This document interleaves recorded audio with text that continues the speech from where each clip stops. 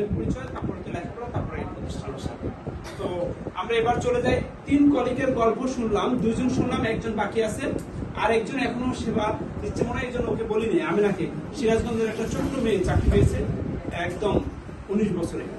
তো যাই হোক, এবার ভোলার গল্প শুনবো, যিনি এখন এই প্রত্নতত্ত্ব অধিদপ্তরে 60 বিঘা পরিকাম কমিটি অপারেটর পদে কর্মরত আছেন।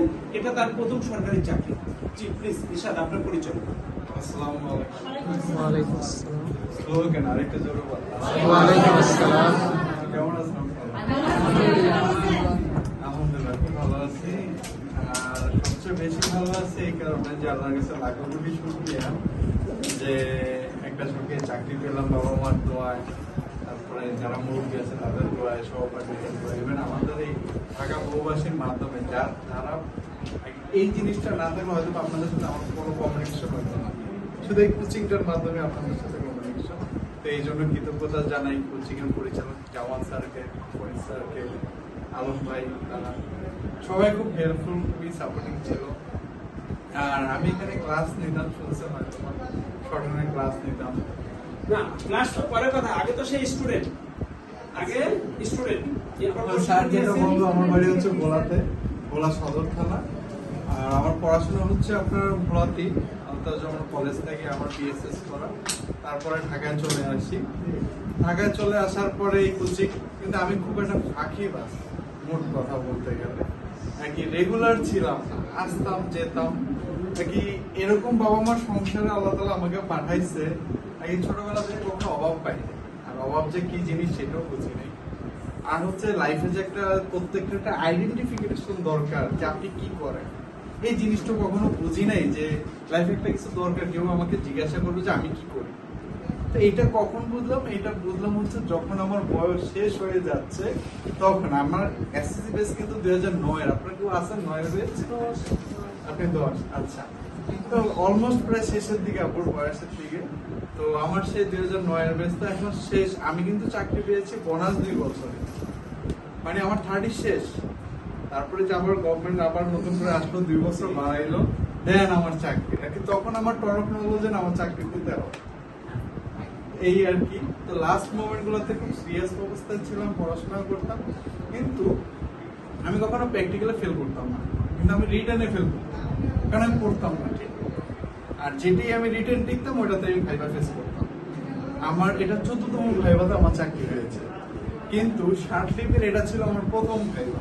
শার্টলিপির আমার 3টা পরীক্ষা ছিল, আর এই 3টাতে আমি টিকেছিলাম।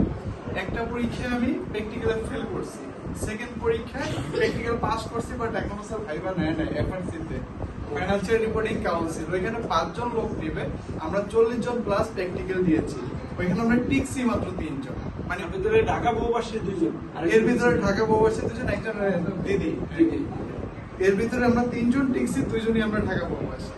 এটার এখনো ভাইবা পেন্ডিং আছে, ভাইবা নেয় না। তারপরে থার্ড প্র্যাকটিক্যাল দিয়েছি প্রত্নতত্ত্বতে, এখানেই আপনার চাকরিটা হয়। আর বাকিগুলো হচ্ছে ডাটা এন্ট্রি, নিরাপত্তা অপারেটর ছিল, মেট্রো রেল, বেবি চক, বিভিন্ন জায়গায় বিভিন্ন পোস্টে ভাইবা দেওয়া হয়েছিল। আর শার্টলিপিতে এটা আমার প্রথম ভাইবা ছিল, আর ওই ভাইবাটা আমি এখনো দিতে পারি না। প্রথম ভাইবা দিয়ে আল্লাহ তাআলা চাকরি দিয়েছে। আর আপনারা আসছেন, আলহামদুলিল্লাহ খুব ভালো একটা প্ল্যাটফর্মে আসছেন। এখানে আসলে কি আপনারা আর কি বসে থাকলেও চাকরি, সত্যি কথা যে আমি এত ফাঁকিবাজি এত কিছু করলাম, স্যারের সামনে কাউকে করতাম না। উনি যদি এদিক দিয়ে আসতে, আমি ওই দিক দিয়ে আর কি পালানোর চেষ্টা করলাম, আসলেই জিজ্ঞাসা করবে কি অবস্থা, কি খবর টবর। আসলে এই জন্য সবসময় একটু দূরে দূরে থাকতাম। আর কি বলবো যে আর কি, তারপরেও জাস্ট লেগেছিলাম, আমি ট্রাকে ছিলাম। আমার এম ছিল যে আমি ট্র্যাকে থাকবো, আমার একদিন না একদিন টুডে টুমোরো আমি সাকসেস হবো ইনশাল্লাহ, এতটুকু কনফিডেন্স ছিল। আর আমার কাছে এইটা চাইতাম মনে যেতে যে আমি তোমার খুব দুর্বল বান্ধব, খুবই দুর্বল বান্ধব, আমার মেধা শক্তি এরকম নাই, আমি পড়লে বলে চাই তুমি তোমার আর কি কুদরতি দ্বারা আমাকে এটা চাকরি দাও। আমার দোয়াটা ছিল এরকম, তুমি তোমার কুদরতি ধারা দাও। আসলে আল্লাহ তাআলা রমজান মাসে আমাকে চাকরিটা দিয়েছে, আমি খুবই আর কি প্রাউড ফিল করছিলাম। 10 তারিখে সার্টিফিকেট দিয়েছিল, আমাদের রেজাল্ট দিয়েছিল আপনার, তারা বিশেষ করে বাসায় খেতে পড়ছি।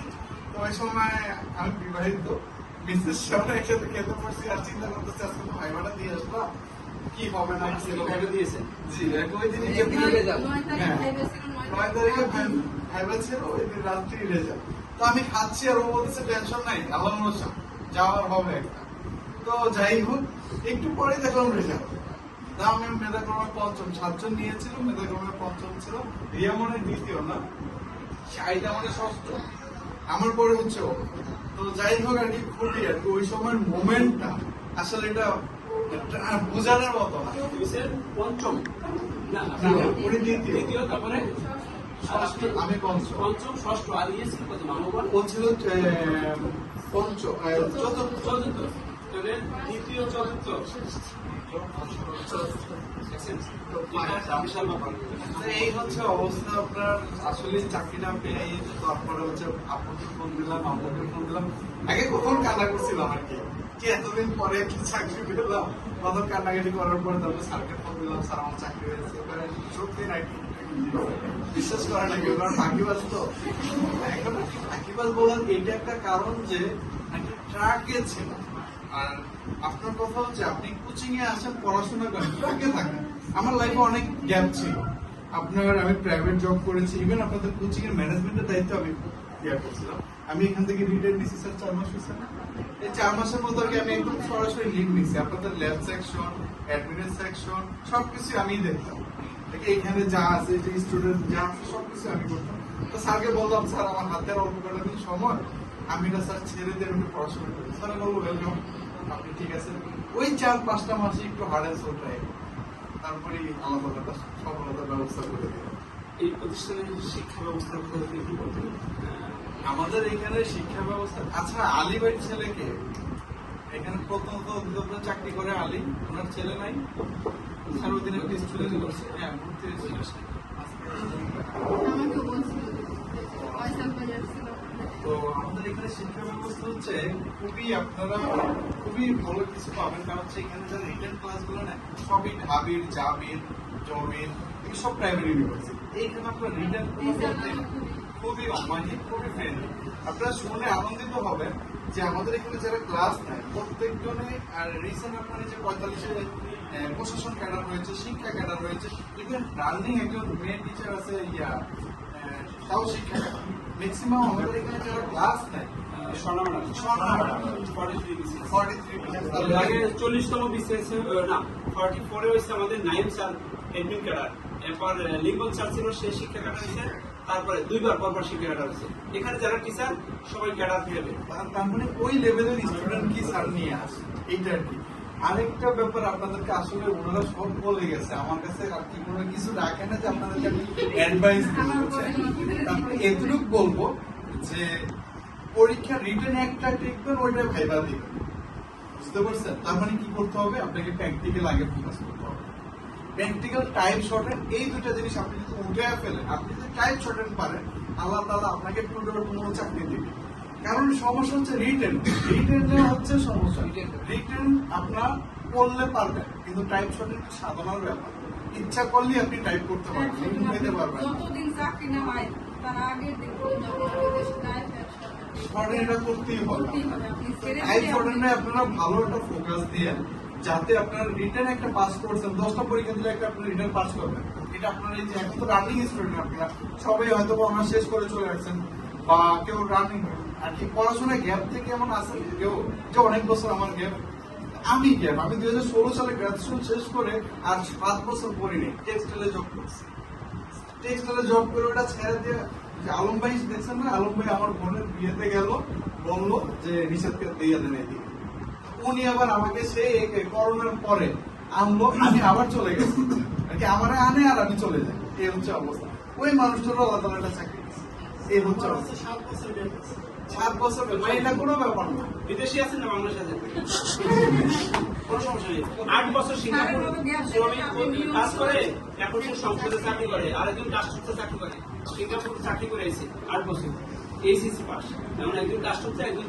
সংসদে চাকরি করে তারপরে 7 বছর গ্যাপটা বিষয় না আজকে আপনাদের পড়াশোনাটা কন্টিনিউ দেখেন ওর গল্পের পরিপ্রেক্ষিতে বলতেছি যে উনি বলছিল আলমকে বিয়ে দাওয়াত দিয়েছিল বোনের ছোট বোনের বিয়েতে সেখানে আলম দেখা কি করলো এই প্রতিষ্ঠানের কথা বললো যদি দাওয়াত না হয় তাহলে নিশাদ কিন্তু ওই টেক্সটাইলই থাকে তাই না? এই সরকারি চাকরির গল্পটা হয় না।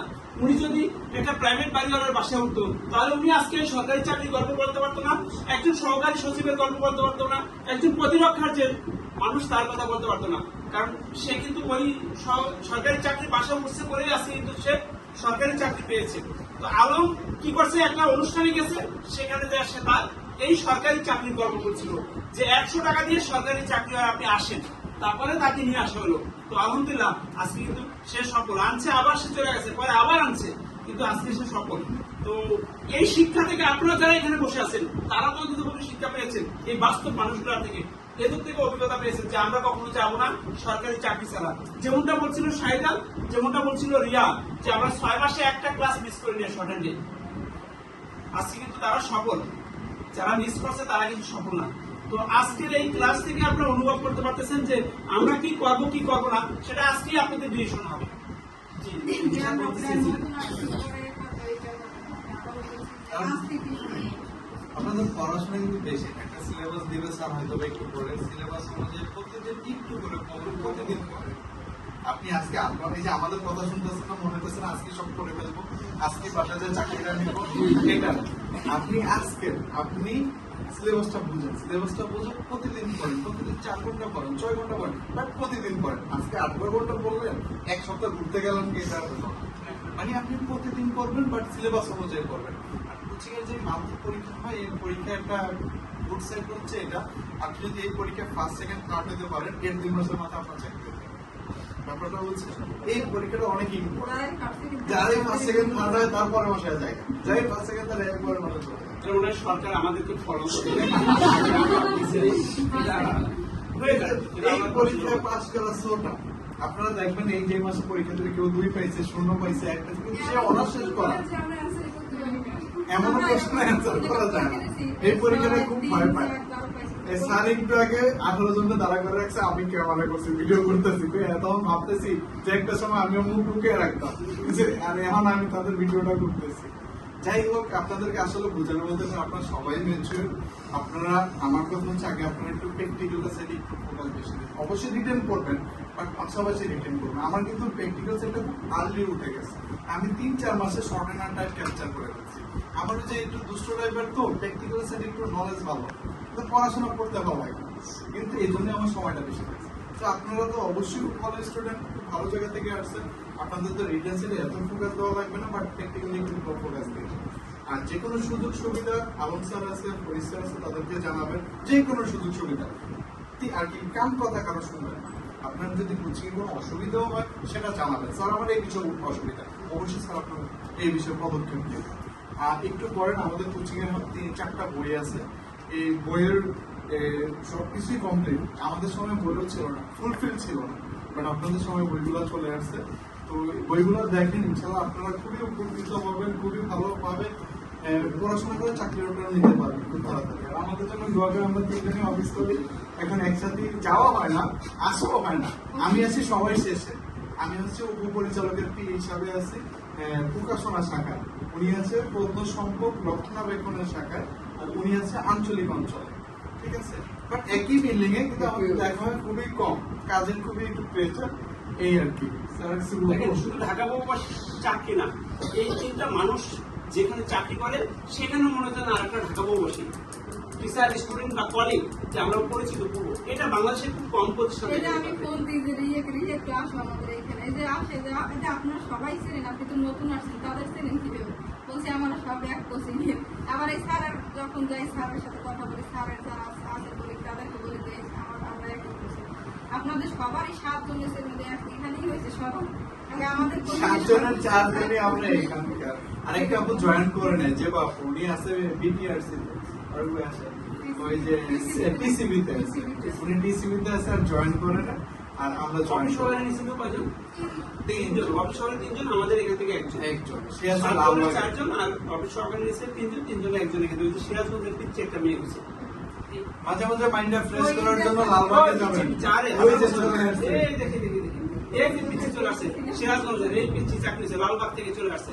আপনি অফিস ছুটিছে কটায়? 6টায় ছুটিছে অফিস। এদেরকে দাওয়াত দিবেন না, টিকিট লাগবে দেখা। না আমি যে আপনারা মাইন্ড ফ্রেশ করার জন্য মাঝে মাঝে একটু ঘুরবেন, একদম পড়াশোনা না তখন লালবাগে চলে যাবেন, টিকিট লাগবে না। এটা কোথায় লালবাগ, কোথায় এটা আপনি কেউ জানেন কোথায় এটা লালবাগ? ঢাকাতে না ঢাকা আজিম? পুরান ঢাকার ভিতরে পড়ছে এটা, আহসান মঞ্জিলের। ও আচ্ছা, তাহলে ওনার বাসায় খাবেন আর ওখানে যা ঘুরবেন, এই আর কি। তো আপনাদের প্রতি দোয়া রইলো, ভালোবাসা রইলো, আসছেন এখানে তো একটু পড়াশোনা করেন, 6টা মাস কষ্ট করেন আর আজীবন বসে খান। আর যদি মনে করেন যে এই 6 মাস ঘুরবেন কারবেন, একজন একজনের সাথে ঘুরবেন কারবেন, তাহলে মনে করো ওই বাকি জীবন বসে আর কি কষ্টে শেষ হবে না। আর বর্তমান আবার কি স্যার জয়েন করার পরে শুনলাম নাকি স্যার আবার টেস্ট কেমন নাকি দিচ্ছে, তো আর কি টেস্ট কেন দিলে তো মনে করে শোনার চাকরি আরো কি বলে আরো দামি ঠিক আছে। আর যারা আপনারা আনমেরিট আছেন তাদের ডিমান্ড অনেক বেশি হয়ে যাবে, ছেলেও বিয়ে হবে। আর যারা আমরা বিয়ে করে ফেলছি তাদের কোনো ডিমান্ড নেই, ঠিক আছে? এই হচ্ছে অবস্থা। তো আমার জন্য দোয়া করুন, আপনাদের সাথে দেখা হবে হয়তো বা কোনো ক্লাসে বা কোনো ইয়াতে, অবশ্যই আপনাদের জন্য দোয়া থাকবে। আর স্যারের সামনে সহজে পড়বেন না, পড়লে ঝাড়ি খাবেন। আর উনি যা বলবে মেনে চলবেন, হয়তো বেশ একটু কষ্ট লাগবে, সামনে স্যার আমাকে ঝাড়ি মারলো, আমি ওটা চিন্তিত মানুষ, কিন্তু ঝাড়িটাই আপনার উপকারে আছে। সবাইকে আর কি ধরতেছিল, মানে ওইটা খুব আমার খুব ভালো লাগছে যে আসলে সবাই তো এটা ফেস করতে পারে না, হয়তো ভয়তো চলে যাইতেছে, তারপর কেউ যেতে পারে না, কিন্তু আমার ওই অফিসে বসে থাকলে, কারণ আমি আপনার জুতা পড়তেছেন আমি দেখতেছি কোথায় আছে। কাউকে স্যারে মানে পরীক্ষা দেয় নাই যে মানে হ্যাঁ তাকেই নোটিস করতে। আর আমাদের কিন্তু সম্পূর্ণ ক্যাম্পাসটা সিসি ক্যামেরা আছে, আপনি কি করেন না করেন কিন্তু অফিস করে দেয়। আমিও স্যারের সাথে আর কি ফেসবুকে করার জন্য ট্রাই করছিলাম, এখন আমি স্যার গেছে আমার মোবাইল ছিল হাত কাঁপছিল। এটা আমাদের সবাই, আমরা খুব ভালো টাইম পারি বাট উনি পাশে পারি না। এই হচ্ছে অবস্থা। তো স্যার কিন্তু অফিসে বসে উনি অফিসের কাজ কতটুকু করে জানি না, আপনাদেরকে মনিটরিং করবে সবসময়, আপনারা কে কি করেন, কার সাথে কি কথা বলতেছে উনি এইটাও বোঝে, কি আড্ডা মারতেছি আপনার সাথে না আপনার সাথে কথা বলতেছি না পড়ার ব্যাপারে ডিসকাস করতেছি, উনি ওইখানে বসে ঠোঁটের এটাও বুঝে, কেমনে বুঝে জানি না, ঠিক আছে? এগুলা নিয়ে আপনারা খুব সতর্ক থাকবেন আর পড়াশোনা করার মানে একটা বছর সময় দেন, ইনশাল্লাহ আপনাদের চাকরি হবে। সিলেবাস খুব ছোট্ট, খুব ছোট্ট একটা সিলেবাস, 7 দিনে একটু পরে কিভাবে পরে প্রতিদিন ক্লাসগুলো করে, শুধু ক্লাসগুলো করেন আর সার্টিফিকেট প্র্যাকটিস করেন, টাইপ করেন, দেখবেন অটোমেটিক চাকরি হয়ে যাবে। কয়টা লাগবে চাকরি আপনার? এই যে ফারুক একটু পরে আসবে, উনি চাকরি প্রথম ভাইবার প্রথম চাকরি, তাই না স্যার? পররাষ্ট্র মন্ত্রণালয়, ওনার চাকরির বয়স শেষ, ঠিক আছে? ওনার চাকরির বয়স শেষ, প্রথম ভাইবার প্রথম চাকরি, বুঝেন? কিন্তু আপনাদের টার্গেট থাকতে হবে, একটা এইম থাকে, মানুষের লক্ষ্য থাকে, লক্ষ্যটা অনুযায়ী কাজ করেন ইনশাআল্লাহ পাবেন। ঠিক আছে? হ্যাঁ, থ্যাংক ইউ।